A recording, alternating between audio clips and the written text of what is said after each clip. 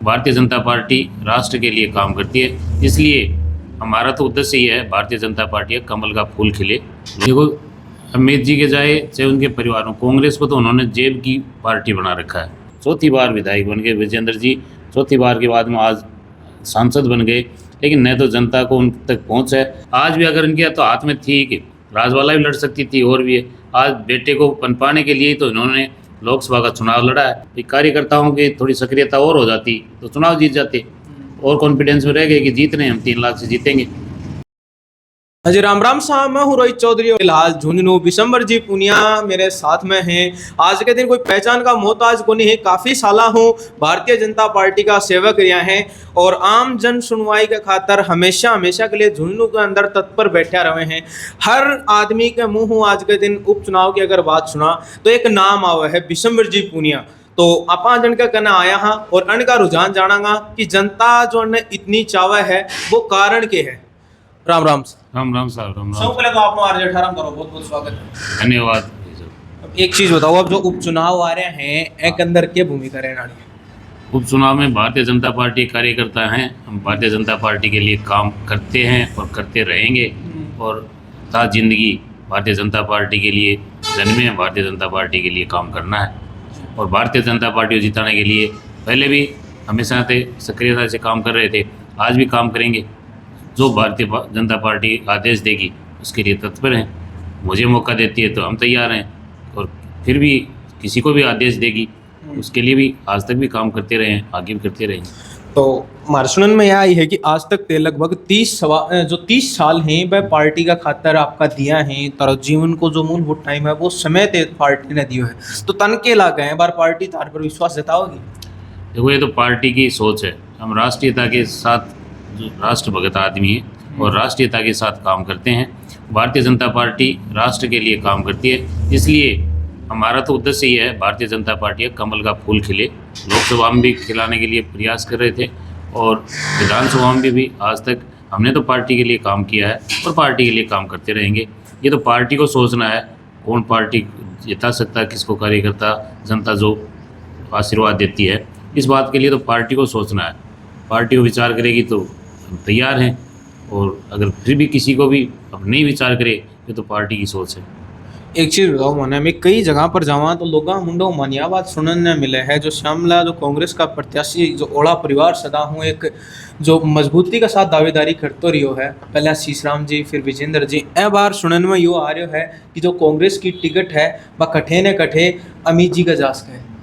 देखो, अमित जी के जाए चाहे उनके परिवार में, कांग्रेस को तो उन्होंने जेब की पार्टी बना रखा है उस परिवार ने। शीशराम जी के बाद में विजेंद्र जी को पनपाया, विजेंद्र जी को चुनाव लड़ाते, 3 चुनाव हारे, उसके बाद में भी उन्होंने ये बात रखी कि विजेंद्र ही चुनाव लड़ेगा। तो कांग्रेस तो वैसे संगठन तो कुछ है नहीं, उनकी जेब की पार्टी है। वो जेब की पार्टी में वहीं जेब में ही टिकट रखते हैं, चाहे जब अपने जेब से निकाल के फार्म भर देते हैं। तो वो तो उनकी परंपरागत पारिवारिक पार्टी है, कांग्रेस है ही नहीं। कांग्रेस तो परंपरागत उनकी पारिवारिक पार्टी हो गई। इसलिए इस बात के लिए तो कहना ही क्या है, टिकट उनके घर में ही है, चाहे वो अमित लड़े, चाहे उनकी माताजी लड़े, चाहे उनकी पत्नी लड़े, वो तो उन्हीं के हाथ में है टिकट। और वो टिकट के लिए ये जनता को ज़रूर सोचना है कि इस परिवारवाद से मतलब छुटकारा पाएँ। कभी कोई जनता के लिए उनकी कोई सोच नहीं है, कभी कोई कांग्रेस की भी कोई वो बढ़ावा नहीं दे रहे। कांग्रेस नाम की तो चीज़ ही नहीं है यहाँ, ये तो परिवार की पार्टी है उनके लिए। तो एक चीज़ बताओ, तो बताइए परिवार की पार्टी है तो भारतीय जनता पार्टी के अंदर भी बहुत सारे लोग एक बात कहें कि शायद बाप और बेटा दोनों भी चुनाव लड़ रहे हैं, यहाँ का बहुत जगह है। ये तो इनका वो ड्रामा है, नाटक है। पहले भी 2014 में भी नाटक किया था कि राजवाला लड़ेगी, अमित लड़ेगा, कौन वो राजवाला लड़ ली। आज भी ये नाटक किया था, विजेंद्र लड़ लिया। ये तो अपने परिवार को बढ़ाने के लिए ये था। आज भी अगर इनके तो हाथ में थी कि राजवाला भी लड़ सकती थी, और भी आज बेटे को पनपाने के लिए तो इन्होंने लोकसभा का चुनाव लड़ा है, और लोकसभा में जीत गए। तो बेटे को आगे बढ़ाने के लिए ये तो इनकी फिर अमित का बेटा हो जाएगा। ये तो जनता को भी सोचना है और कांग्रेस को भी सोचना चाहिए कि इस परिवार के ही गिरवी रख दी कांग्रेस ने तो इन्होंने। और लेकिन जनता को भी इस बात का कि इनको उत्तर देना चाहिए कि परिवार की पार्टी बना दी इन्होंने। तो ए बार जो लोकसभा को चुनाव थो वो बहुत ही देखने का लायक मंड्यो थो, और टकरा टकरी अहिया की दीदी पतो कौन तो कौन सो प्रत्याशी निकल जा। तो तने के लागा है भाजपा कारण को के कारण लियो वो लोकसभा चुनाव? भाजपा में कुछ तो हम और कॉन्फिडेंस मतलब अपने आप में इतने उत्साहित हो गए कि हम तो जीत रहे हैं। थोड़ा सा ये किसी को भी दोष देने से क्या है, हमारा ही दोष है। कार्यकर्ताओं को हर जगह पहुंच नहीं पाए बूथों तक। अगर हमने अच्छी और कितना का अंतर था, 18,000 वोट, 10,000 वोट और मिल जाते तो चुनाव जीत जाते हैं। तो ये मान के चलो कि कार्यकर्ताओं की थोड़ी सक्रियता और हो जाती तो चुनाव जीत जाते, और कॉन्फिडेंस में रह गए कि जीत रहे हैं हम, 3 लाख से जीतेंगे। तो ये मान के चलो हमारा जो ज़्यादा और कॉन्फिडेंस होना ही हार का कारण है। तो कड़े कड़े जो प्रत्याशी सुकर्ण चौधरी जी को पीछे कई दिन पहले एक बयान था कि भीतर घात है, उनको क्या मतलब लगा? जी वो तो कोई भी चुनाव तो हारता है तो थोड़ी पीड़ा होती है इस बात की, भीतर का हाथ है वो क्या है।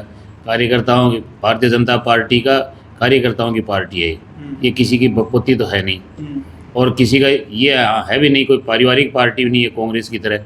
तो इनका तो भारतीय जनता पार्टी कार्यकर्ताओं की बेस पार्टी है, तो कार्यकर्ताओं में थोड़ा सा और सक्रियता हो जाती तो हम जीत जाते। भीतर का हाथ क्या होता है?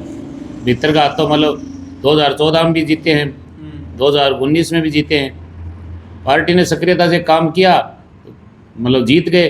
थोड़ी सी ये रह गई, हम और कॉन्फिडेंस हो गए कि जीत जाएंगे, तो उसमें थोड़ी सी निष्क्रियता रह गई। इसलिए ये मानो दूसरे को किसको दोष दें, हम खुद ही दोषी हैं इस बात के लिए कि कार्यकर्ताओं ने अगर और थोड़ा सा मेहनत की होती तो जीत जाते।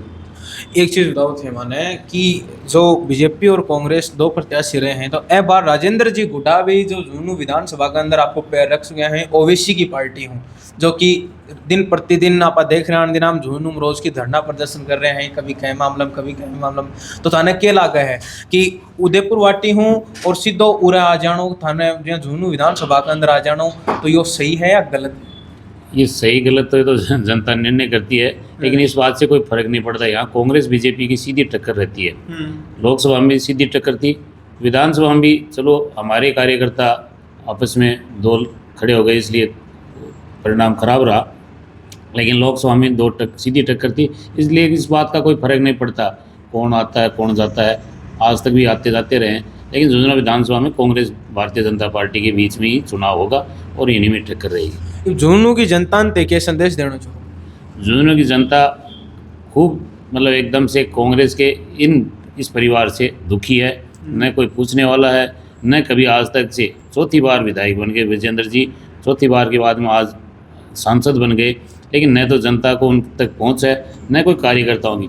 बस वही कारण है कि ऐसी निष्क्रियता से या कोई पार्टी की भूल हो जाती है तो जिससे कि वो चुनाव जीत, जबकि जनता में उनका कोई ऐसा वो प्रभाव नहीं है।